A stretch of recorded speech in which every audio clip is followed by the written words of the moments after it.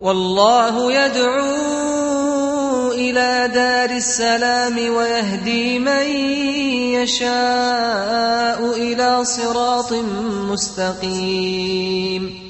We're going to get a very similar question, Sheikh, and I think one of the brothers had a very similar question.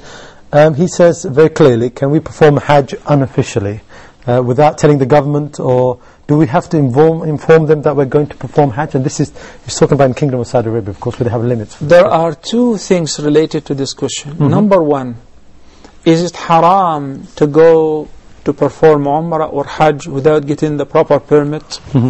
And the second, what if I do it, will my Hajj be accepted?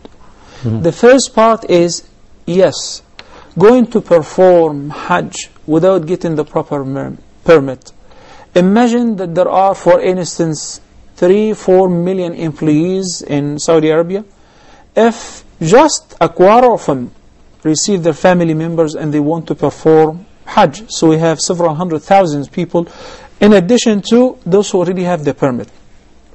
We already know that the space is very small and it can accommodate just a limited number of people. You know, when we have 2 million people, it's already crowded. Imagine if it is 3 and 4, and that happens sometimes when people, they know that the day of Arafah would coincide on Friday, people will just go crazy and everybody will flood the streets of Mecca with a permit or without a permit. So what happens, it's so crowded, and sometimes it causes disasters because people start sleeping on one another.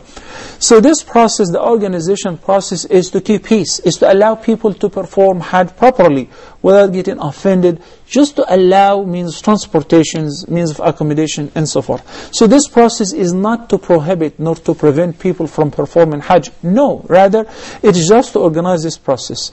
In addition to lying and fabricating permits, or using the permit of somebody else and claiming that this is you, not him, that's a lie. But what if you do Hajj with that?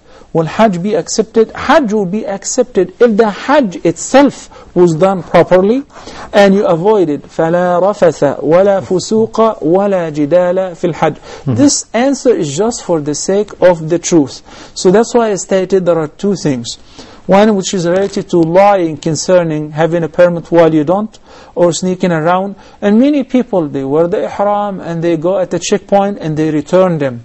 Now they owe a kaffara, they owe a fidya for not fulfilling or completing the ceremonies or the rites of the Hajj and the Umrah, and they're broken hearted because they could not go to perform the Hajj and Umrah. There is no blame on the authorities who stop them since they don't have the permit. So it is best if you try your utmost to get the permit.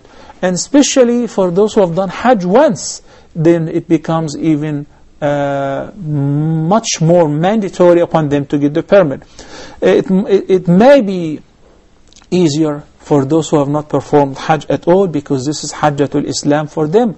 But imagine people who like to go for Hajj every year without permit. They just sneak around and hit the mountain roads. I ask them, please, Allah subhanahu wa ta'ala will reward you for your intention if you try to get the permit and let the organization process work properly. Jazakallah khair, Shaykh.